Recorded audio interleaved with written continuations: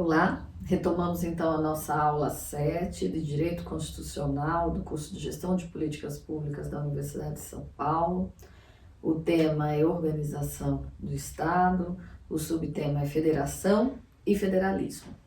Nesse tópico, a gente continua na companhia do livro Direito Constitucional Esquematizado do professor Pedro Lenza e a gente vai falar um pouco sobre a federação e a Federação Brasileira.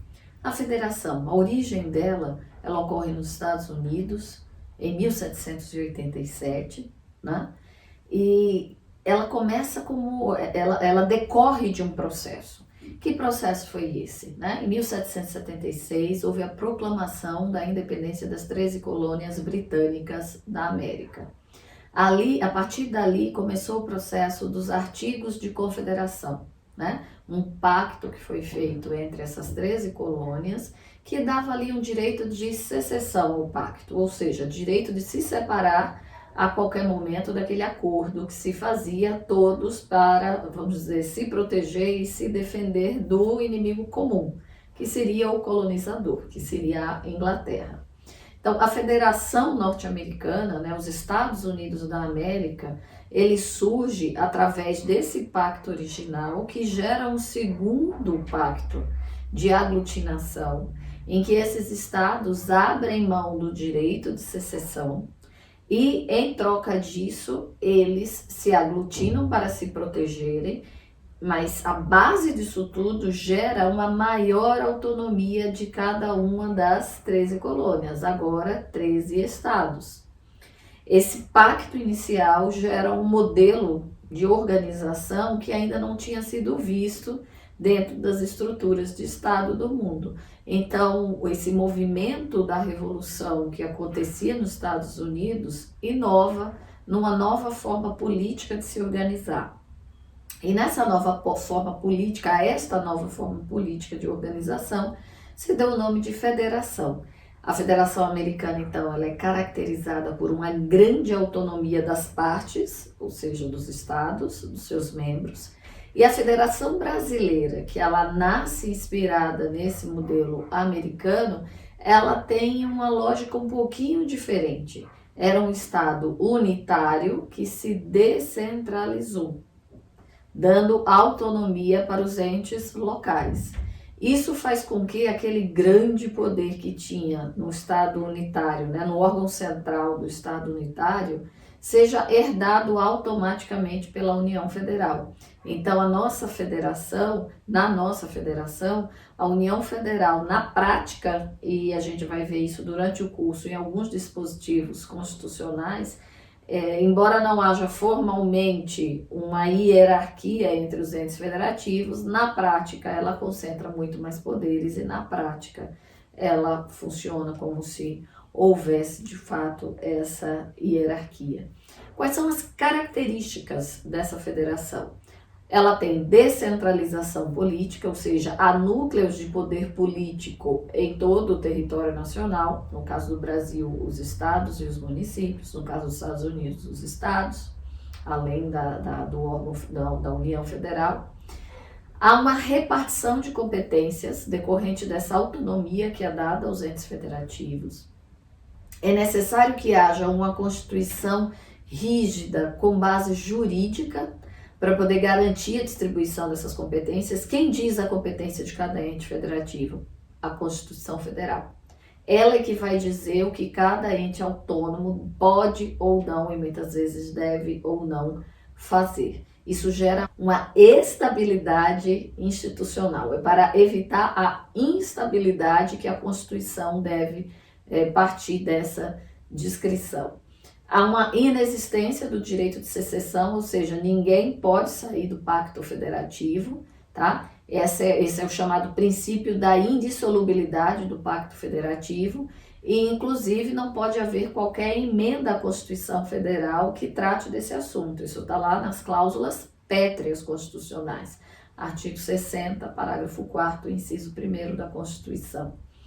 Quando a gente fala de soberania, então, a gente está falando que a soberania é do Estado, República Federativa do Brasil, representada na ordem internacional pela União.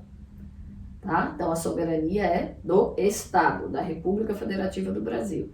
E União, Estados e municípios internamente, um face aos outros, eles têm autonomia. Uma outra característica da federação é a possibilidade de intervenção da União Federal em relação a estados e dos estados em relação aos municípios em momentos de crise expressamente previstos na Constituição.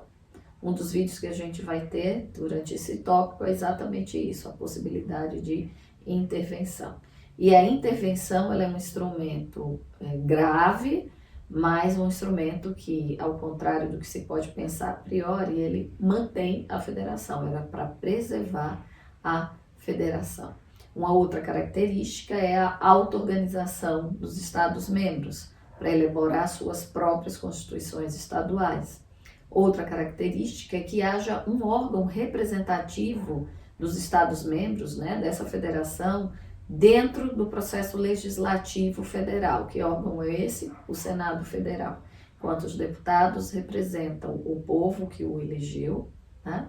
O Senado Federal representa os Estados-membros. Não que os senadores não vão, ali no exercício das suas funções, prestar conta ao seu eleitor, não é isso que está sendo dito.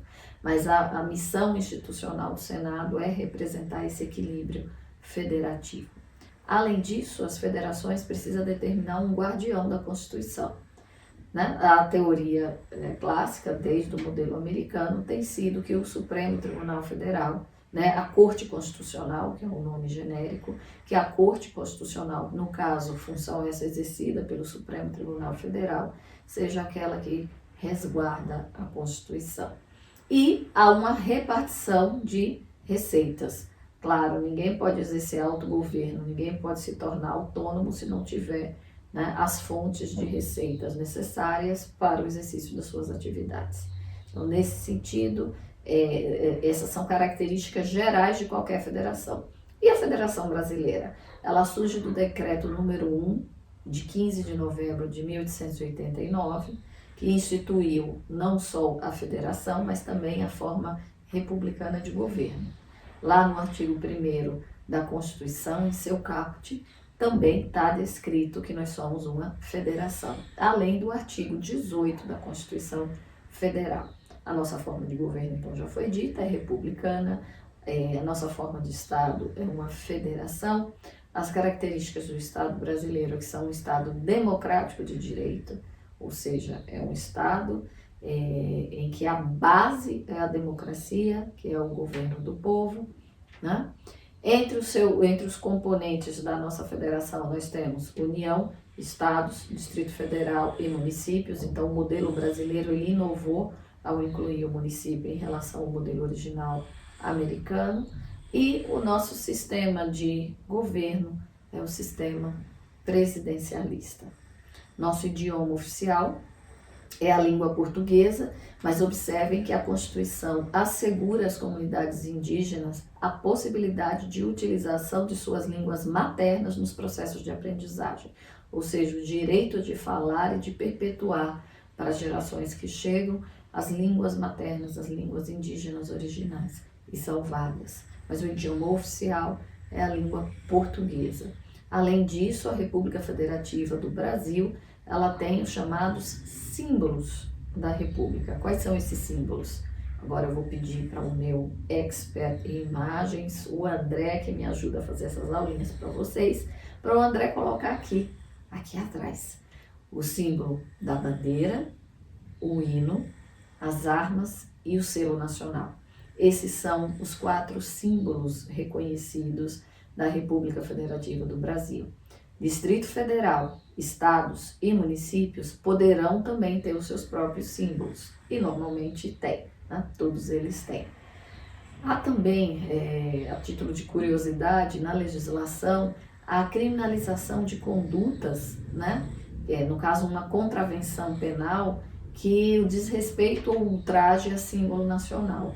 A gente tem, né, uma jurisprudência bem esparsa, mas nós temos já uma jurisprudência do STF, né, condenando recrutas que no interior de organização militar onde serviam, devidamente fardados, entraram em formação e passaram a dançar uma versão modificada do hino nacional em ritmo de funk. E no mundo em que tudo se viraliza, né, de fato esse vídeo viralizou, isso chegou ao judiciário e o judiciário entendeu que uma vez que eles eram oficiais de Estado e receberam as instruções de como se portar diante da execução do hino nacional e estavam usando a farda no exercício da função pública, não poderiam ter desvirtuado a sua execução. Então, a ideia dos símbolos são marcos, né? Marcas de um Estado. Existem algumas vedações à União, aos Estados, ao Distrito Federal e aos municípios na Federação Brasileira. Essas vedações elas estão lá na Constituição. Então, algumas delas: estabelecer cultos religiosos ou igrejas, subvencioná-los, embaraçar-lhe o funcionamento ou manter com eles ou seus representantes relação de dependência ou aliança, ressalvada na forma da lei a colaboração de interesse público. Não é um afastamento absoluto, mas é aquilo que se afasta do interesse público. O Estado, inclusive, Estados, municípios, União, tem relações muito próximas, né, com a questão da assistência social e as igrejas e as religiões. No Brasil, o artigo 5º da Constituição, inciso 6º, afirma expressamente que o Brasil é um país leigo, laico, ele é não confessional e que há separação do Estado e da Igreja. Só que essa separação do Estado e Igreja, como falávamos lá na nossa aula de Direitos Fundamentais, não é uma separação absoluta. Há pontos de contato, né? Então, a gente tem a previsão do ensino religioso no artigo 210, parágrafo 1º. A gente tem um casamento religioso que atinge efeitos civis no artigo 226, parágrafo 2º. A gente tem a permissão de assistência religiosa em entidades oficiais, está lá no artigo 5º, inciso 7º. Previsão da expressão, a própria expressão Deus no preâmbulo da Constituição. Há como direito fundamental a inviolabilidade da liberdade de consciência e crença, assegurado o exercício do culto, né, garantindo na forma da lei a proteção desses locais de culto e de liturgia. Há a imunidade religiosa tributária, em que templos não podem ser tributados. Destinação, a possibilidade de destinação de recursos para escolas confessionais. Quando a gente fala em Estado laico, a gente não está falando de Estado averso à religião. A gente está falando de Estado que não adota uma ou algumas religiões. Ela deixa ao cidadão o direito de adotar ou não, inclusive você tem o direito de não acreditar em nenhuma delas. Então, os pontos de contato existem e o que é proibido é uma relação que se aproxime da promiscuidade, né? Do não republicano, daquilo que está fora do interesse público. É isso que a Constituição quer evitar. Concluímos então mais esse vídeo. No próximo vídeo, ainda dentro de organização do Estado, ainda dentro da aula 7, falaremos sobre os entes federativos, União, Estados, municípios e Distrito Federal. Até o próximo vídeo.